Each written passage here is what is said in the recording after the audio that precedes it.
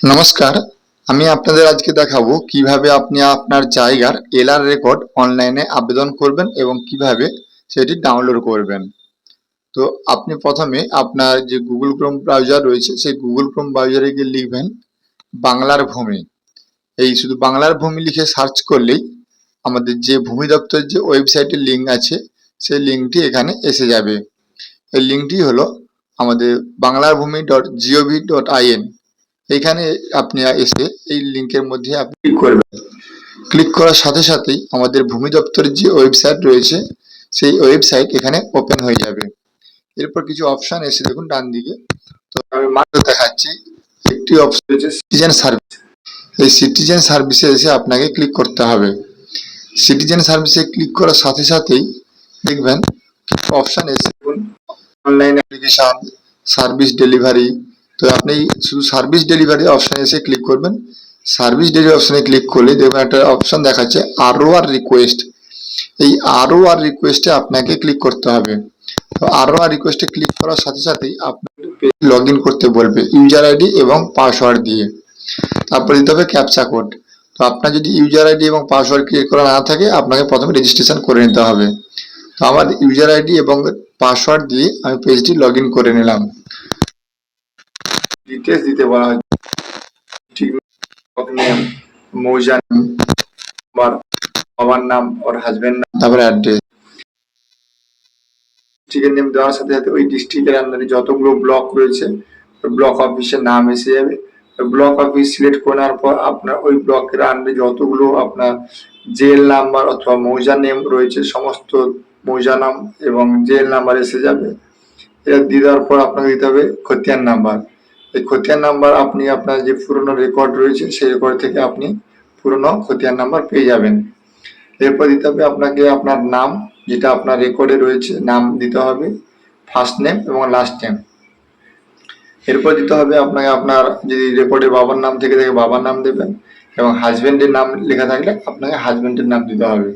এরপর দিতে হবে address, village, post office, district, state এবং পিনকোড নাম্বার। অ্যাড্রেস দিয়ে দেওয়ার পর আপনি দেখা যারা ক্যাপচা দেখাচ্ছে যে ক্যারেক্টারগুলো দেখাচ্ছে সেগুলো দেখে দেখে এখানে আপনাকে টাইপ করে নিতে হবে। তো টাইপ করে নেওয়ার পর এখানে একটি অপশন আছে ক্যালকুলেট ফি আর একটা এক্সিট। তো আপনাকে এই ক্যালকুলেট ফি ক্লিক করতে হবে। তো আমি ক্যালকুলেট ফিতে ক্লিক করলাম। ক্যালকুলেট ফিতে ক্লিক করার সাথে সাথেই একটি আবার পেজ আসছে।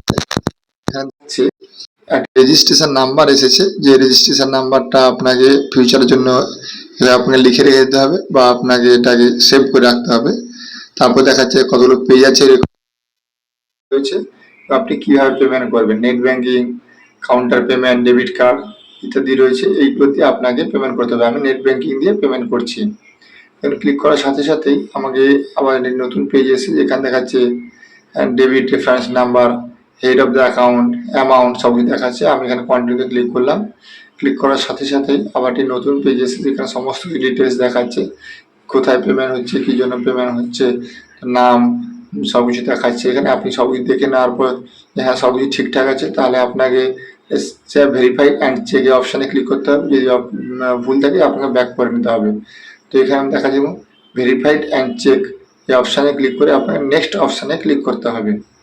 নেক্সট অপশানে ক্লিক করার সাথে সাথেই আপনাকে পেমেন্ট করতে হবে, অনলাইন পেমেন্টে ক্লিক করতে হবে। এরপর ব্যাংকের নাম দেবেন, কীভাবে আপনি কোন ব্যাংক দিয়ে আপনি পেমেন্ট করবেন সেই ব্যাংকের নাম সিলেক্ট করে নেক্সট অপশানে ক্লিক করতে হবে।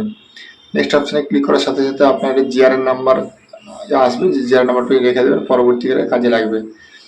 এরপর আপনাকে আবার সমস্ত ডিটেলস দেখাচ্ছে, দিকে দেখে নেওয়ার পর কতটা পেমেন্ট করতে হচ্ছে, 20 টাকা পেমেন্ট করতে হয়েছে। এবার পে নাও অপশানে আপনাকে ক্লিক করতে হবে। পে নাও অপশানে ক্লিক করার সাথে সাথে আপনি যেই ব্যাংক এখানে সিলেক্ট করছেন সেই ব্যাংকের ইউজার আইডি এবং পাসওয়ার্ড এখানে দিতে হবে, দিয়ে আপনাকে লগ ইন করতে হবে। এখানে আমার ইউজার আইডি এবং পাসওয়ার্ড দিয়ে আমি লগ ইন অপশানে ক্লিক করছি। লগ ইন অপশানে ক্লিক করার সাথে সাথেই আমার দেখুন যে ব্যাংকের ইন্টারনেট ব্যাংকিং ওপেন হয়ে গেছে। এখানে সব দেখে নেবো সবটা কত টাকা পেমেন্ট, কী জন্য পেমেন্ট দেখে নিচ্ছি। ওই মার্কসে আমি ওকে লিখে দিচ্ছি। ওকে লিখে দেওয়ার পর আমাকে নেক্সট অপশানে ক্লিক করতে হবে। নেক্সট অপশানে ক্লিক করার পর এবারে আমাকে দিতে হবে আমার যে ওই ব্যাংকে যেটা মোবাইল নাম্বার রেজিস্টার আছে সেই রেজিস্টার মোবাইলে একটি ওটিপি যাবে, সিকিউর ওটিপি। সেই ওটিপি এখানে দেওয়ার পর আপনাকে কনফার্ম অপশানে ক্লিক করতে হবে। অপশানে ক্লিক করার সাথে সাথে দেখুন পেমেন্টটি হয়ে গেছে। পেমেন্টটি হয়ে যাওয়ার পর আপনাকে এবার চালান দেবে, যে চালানটাকে আপনাকে ডাউনলোড করে রেখে দিতে হবে, নাহলে হয়তো ভিউ করতে পারেন বা ওটা ডাউনলোড করে রাখবেন, কারণ পরবর্তীকালে আপনাকে রেকর্ড ডাউনলোড করতে গেলে এই রেসিপিটি লাগবে, বা এখানে আপনার অ্যাপ্লিকেশন নাম্বার এবং জিআর নাম্বার থাকবে, যেটা দিয়ে আপনি ডাউনলোড করতে পারবেন রেকর্ডটি আপনার। দেখুন এখানে আমি দেখাচ্ছি আপনার পুরো পেমেন্টটি সাকসেসফুল পেমেন্ট হয়ে গেছে। হয়ে যাওয়ার পর আপনি এবার কি করবেন, কিভাবে আপনি ডাউনলোড করবেন রেকর্ডটি, এবং জিআরএন নিয়ে যাবেন। জিআরএন নিয়ে গিয়ে আপনি তখন দেবেন, তারপরে আপনার জিআরএন নাম্বার দেবেন, অ্যাপ্লিকেশন নাম্বার দেবেন, এরপর আপনি ক্যাপচা কোড দেবেন। ক্যাপচা কোড দিয়ে নেক্সট অপশনে ক্লিক করলে ডান দিকে দেখুন সমস্ত ডিটেলসগুলো আপনার আবার এসে যাবে। এসে যাওয়ার পর আপনার এই যে অপশানটি এলো ওখানে আপনি ওকে দেবেন, তারপরে কন্টিনিউ ক্লিক করবেন। কন্টিনিউ ক্লিক করলেই আপনার এবার রেকর্ডটি ডাউনলোড হবে, দেখাবে পিডিএফ ডাউনলোড। দেখুন ক্লিক ডাউনলোড পিডিএফ করলে যে রেকর্ডটি আপনার এসছে সেই সাইন কপি রেকর্ড আপনার ডাউনলোড হয়ে যাবে। এই রেকর্ডটি কিন্তু আপনি অ্যাপ্লিকেশন 2 থেকে 3 দিনের মধ্যে এটা আসবে, আপনার একদিনেও হয়ে যায়। তো আরো একভাবে দেখা যায়, এখানে